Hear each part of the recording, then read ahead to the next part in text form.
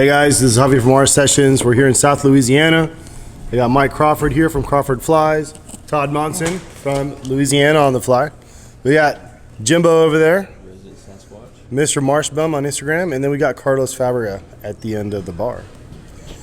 Boys, we're in South Louisiana, fishing with Todd Monson. Todd, you're one of those nomads, dude. You put more miles on your truck than most guides, right? This is probably true, I would imagine, yeah. So why don't you give us a little rundown, right? Born and raised in Florida, but you guide in the Keys, you guide in Alaska, I do. and you guide here in South Louisiana. I do. It's been quite the experience throughout my lifetime. Just oh God, where do you start?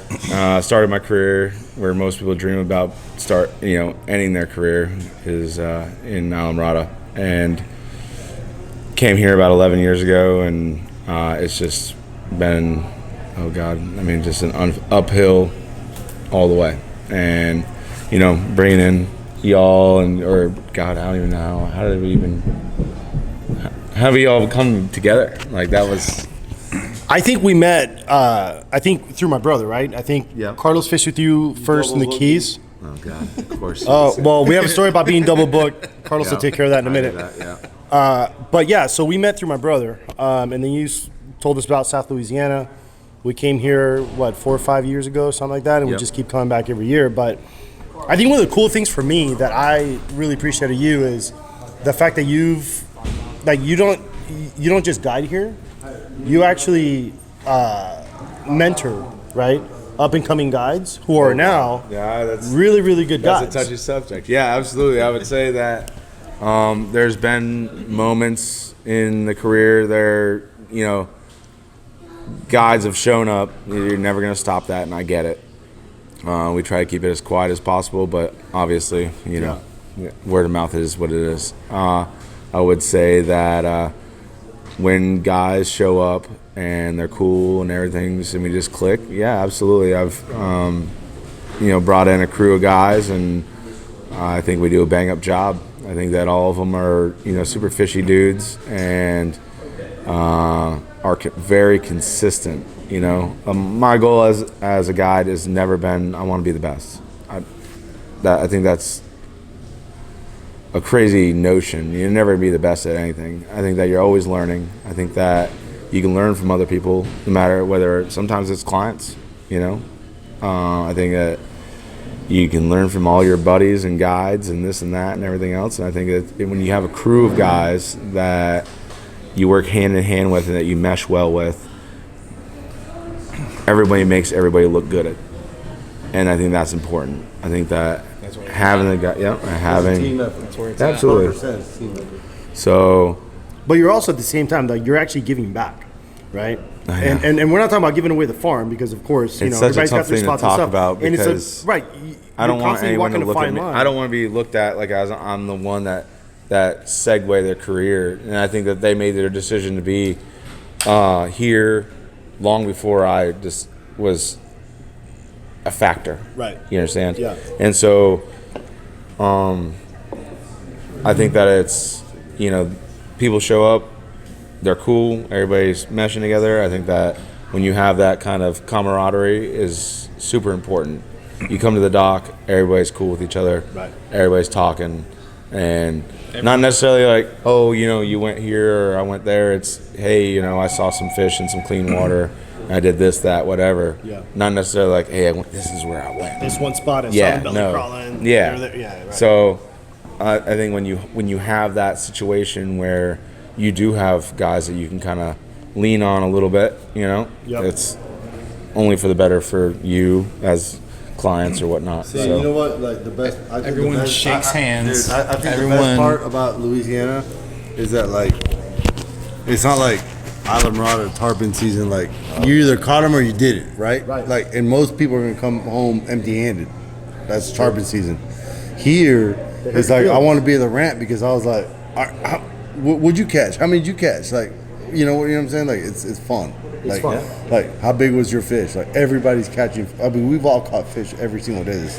Multiple fish. Yes. We had 2 stellar days. You know what I'm saying? Like, that's a fun thing about this. And is tough like, weather. in tough weather. Tough weather, Conditions. shitty sun, No no light, sunshine. no sunshine. But everybody catches fish. I think that's the important part. It's like that.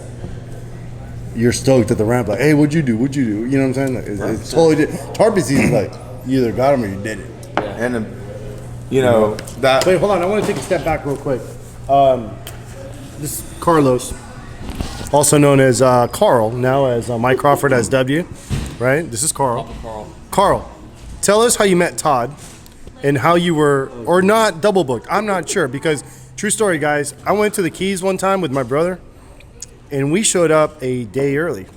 So I think we ended up pulling double duty at Lorelei because we had nothing else to do. No. And Todd was like, bro, I'm fishing other clients. We don't fish till tomorrow. Just thinking about it. no, I just know what's coming. That's all.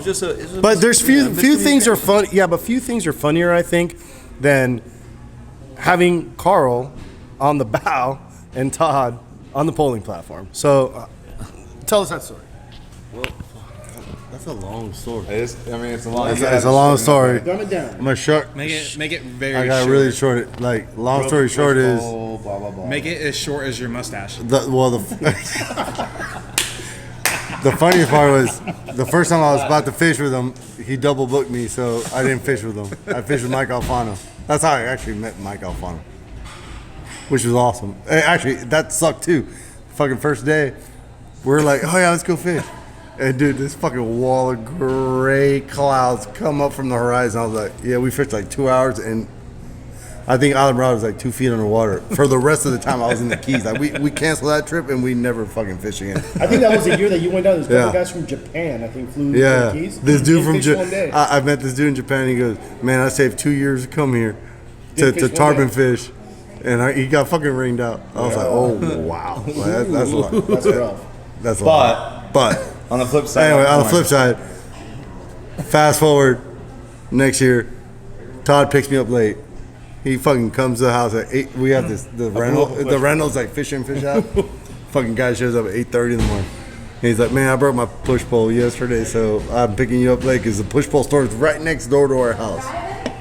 The push pole store. Yeah, the push pole store. And so we had to wait for that fucking thing to open. So it opens, and now it's like 8:50, almost 9 o'clock. I'm like, man, today's gonna suck. I'm hungover. They opened at 8 Broken o'clock. push, whatever. It was like 9 o'clock. We were underway, right?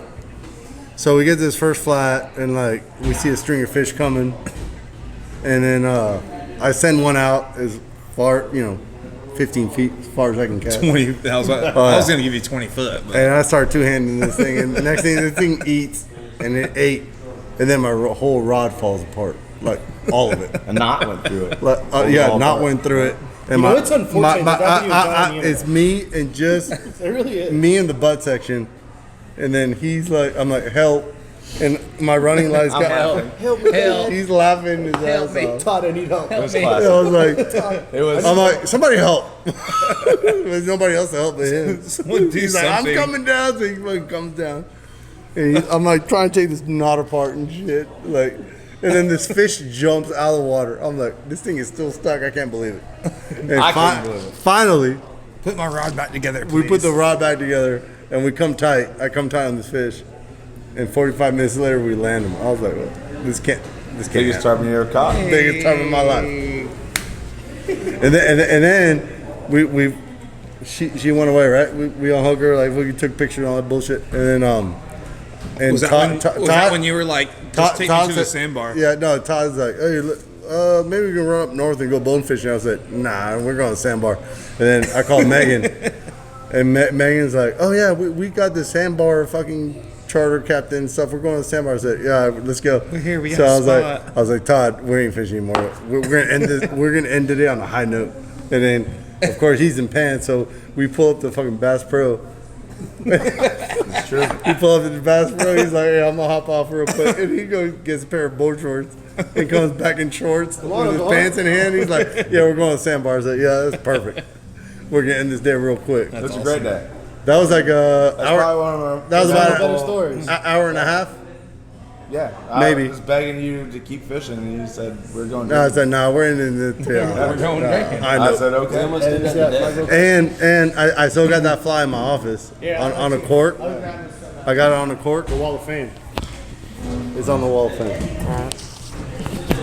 No, we're not doing that right now, Rougarou. So, Jimmy, Marsh bum, See. Sasquatch, and the Rougarou. You're like a mix of all that, right? By the way, everybody yesterday got lit up by mosquitoes, except for Jimmy because they know he bites back, right? That's probably true. I eat them off my arm. You that right? Yeah, one bite at a time. Jimmy, this is what, year 3 for you here? This is, yep. Yeah. 3rd year. So It's- why don't you tell us? Hold on. Why don't you tell us in the microphone? Why you keep coming back to Louisiana? Because you can go anywhere else in the world, right? Just because of just the vibe. The whole vibe here is like amazing. Fishing with Todd and Mosquito right there, man. Dude, your hair, like no humidity, it just it flows, bro. That's a Rougarou flow. I Man. love it. I think it's great. I don't know if that's your hair or your sideburn, but it's one of them. So what about the fishery drives you to keep coming back? I mean, you could go. There's redfish everywhere in the world. stud fish. Well, I wouldn't say everywhere in the world. Everywhere in the southern United States, you can catch a redfish. Period. I would rather come here just because of you and your crew and just the redfish are just unsizable. They're huge. It can be, yeah. Like we get, you know what I mean, like make shots at a 45-inch redfish or whatever, or go out to a beach somewhere, and then you get like, you know, some little just slot reds and just everything in between is amazing. And my favorite part is the black drum Oh yeah. because He would love it. You got Because- quite a.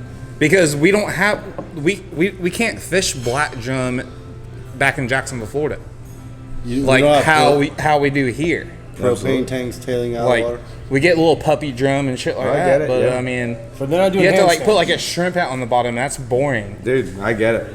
I Like- get it. It's Like you pulling around a creek, you're like, all right, cool, giant redfish.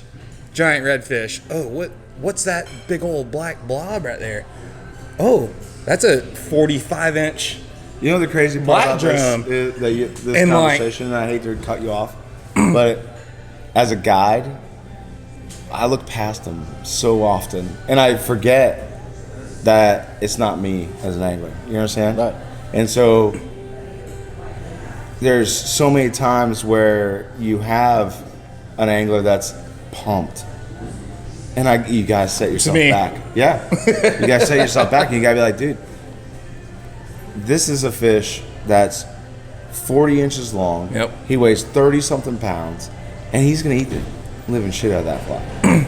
So we can call the other guides out right now, right? I mean, So sure. I mean, in a good way. Want to. In a good way. Yeah. so my first year here, I fished with Tucker Deaton, Yeah. Oh boy. Yeah. and I He's a good caught dude. I caught a 45-inch. So it's a once in a lifetime Black drum. Yeah. And originally he was like, "Oh no, don't throw that. It's just another black drum." Yeah. And we got closer and closer, and he was like, "Holy shit!" He's like, "Throw it, that thing, dude." You were there for a Fucking while. submarine. Cast it for a while. I mean, sometimes they fight. He's like, "This is the biggest black drum I've ever seen in my life." Like Yeah. I mean, everyone's just like hyped. What's funny, I asked him today, Like, 2 years later, I asked him today, was that still the biggest black drum on your BT? He's like, sure is. That was a monster, man. It's a good fish. I gotta get that thing mounted. I would. Like 100%. I think Full that's sneak mount. Lord Almighty. my Dude, my you should get a black drum out. my wife is gonna A big hole. my wife is gonna be pissed. Oh, gnarly lips, dude. Big Yeah. That's Jimmy's next Halloween Yes. costume. You're It's gonna gonna, be it's gonna look like a well-used fleshlight, you know? Can you imagine like a Yes. full sneak Dude. turbo mount with those big rubber lips? when you call Gray's Taxidermy to mount your fish, you're like, look, I need like the most well-used fleshlight for lips, you know? Yeah, that's what I'm looking for, you know? It's- Like on the mount, Yeah. the lips still have to be loose. yeah, just all gummy and gross, dude. They got some of those nasty herpy looking things. But going back to the original thing, that's what I love about here so much. It's the black drum. Opportunity, yes, black drum. That's it. this is your first year. Yeah. Yeah. We've had challenging weather, Yeah. to say the least. You know, no light. Zero wind. viz today. Yep, zero viz. Zero viz. I mean, as far as what you've experienced, you would say what if you were gonna tell somebody? I mean, the fish are there. I mean, they're there. they don't give a shit about the weather. As, you know, sunshine. You know, you just gotta go find them. They're already wet. I mean, I'm used to fishing like super shitty conditions with my buddy back home. Like, we just send it and, you know, Yeah. fingers crossed, and you find them, badass. If you don't, well, you went out anyway. Absolutely. But I mean, it's hard to not find them. I mean, we've done saw. I mean, Well, I'm saying, even like- through like the smoke of a dumpster fire, like Not we- even we- so much just the fish. Your experience on the marsh. Like, I once was told by a client. You're gonna talk again here, buddy. So, I was told by a client, you know, and this is something that, like, as a guide, we overlook so often. You know, the abundance of wildlife. yeah, You know, whether it's the shrimp jumping away from the boat and they're like, "What is that?" You're like, "Dude, that's a shrimp." They're like, "I've never seen that." yeah. You know, Spoonbills. the wildlife, the spoonbills, the white the white pelicans. pelicans. I know everybody's like, "God damn, we you know, saw- fucking." hey, right." Random coyote. You saw a coyote? No, I'm just saying. Dude, like, Oh, I've seen we've coyotes. seen coyotes. Yeah. what you guys did before. Coyotes and Dude, the we other saw, day I saw a hey, we flamingo. saw Yeah. a raccoon You know. yesterday. That We was saw like bugs today. Dude. half a mile from either island. And he's in the middle of this. Munching in that low tide. Dude, Yeah. so we saw one that was eating in the same spot for probably 30 minutes to an hour. It was like the size of a Easy, German Shepherd. dude. That thing was a tank. We got some. Like, it was grown. Hammer We of got a some coon. hammer. That thing was grown, Yeah, 100%. there's no doubt. Those marsh coons are ridiculous. Yeah, That pelt would have been nice, huh? I could have made a couple hats probably. You could probably make a couple good flocks with that. I probably could. Probably a couple dozen. I mean, you tie that good. You could be like, hey, that's a South Louisiana coon. Yeah, I mean, it'd probably eat Here's my like, crap pattern. that would work for sure. We could double it like the bayou. Or Yeah, just make one big hat. could. We could share it. A coat. Yeah. Mike, seriously, like, how has you been here 2.5 days now? I guess. Yeah. How is it? First time in South It's- Louisiana. When everybody, like, you know, I've got people messaging, bro, that's a big ass fish, like, Lives you know, up to whatever. the I'm like, dude, you have no idea. Like, this shit is wild out here. It's cool. It's, Like- it's Jurassic Park. It is. It really for is. redfish. It's insane. Like, And like, you know, you hear stories from your buddies that's been like from all these guys and some other guys, and you're like, all right, you know, you kind of have an idea, Yeah. and then you see these things, and you're like it blows everything that they talk about like out the water. Like, get it. it's insane. Like, you don't have that was mullet effect here. It's like when you see that freestyling, I'm like, that Yeah. is not. right. There's fucking mullet. there's Bro, there's yes, no hey. if. You're right. And like Yesterday we know. and like we went used to up the like street as Todd. looking for like the cues and stuff like back home. You're like, oh, that looks like a push. Nah, man, like you're gonna see them. Like, it's not gonna be a I love when push. someone Like, points out a mullet. to Right. me. Yeah. And Dude. I'm like, You're right. I'm like, Like- that's, You're like, that's oh, no, definitely a that- mullet. that's- yeah, like I'm looking then at all of a like sudden- like we're pulling past some creeks. I'm a like slot peeking. mullet. I'm like, I don't know, it look kind of fishy back there, but you know. Todd, remember that? Oh, fish well, yesterday? that's, I guess, We went up this creek, and like this thing's 100 yards away, right? Maybe 150 yards. He's far, and we're like looking close, right? And dude, this fish, I swear to God, this fish comes half out the water. Half of this fish out the water, like doing this, like a goddamn dolphin. I was like, is that a goddamn dolphin? No, oh no, it's a fucking redfish. Yeah. Like just like doing this, you know, it's like it's ridiculous. It was insane. It was insane. You could see him from Right. 200 yards away, and he's standing on his face, you know, and he botched the shot. Well, did I? No, Who I did? didn't. I caught Cindy? that He fish. caught it, actually. Oh, he did? I caught that fish. Oh, that was a slot fish. Hey guys, so really fishing aside, the guides aside, I think one of the reasons we come to South Louisiana Oh, God. is the people and the food. An example here, Stephen Boudreau, one of the guides here. His mom actually, Mama Boudreau is driven down from Thibodeau, right? Yep. Right, and she's gonna make us some gumbo. So let's go ahead and cut this, guys, and get some grub. Mama Absolutely. Boudreaux's here. Hey, cheers. We'll cut that out. Cheers, guys. Good God Almighty, Carlos participated in something.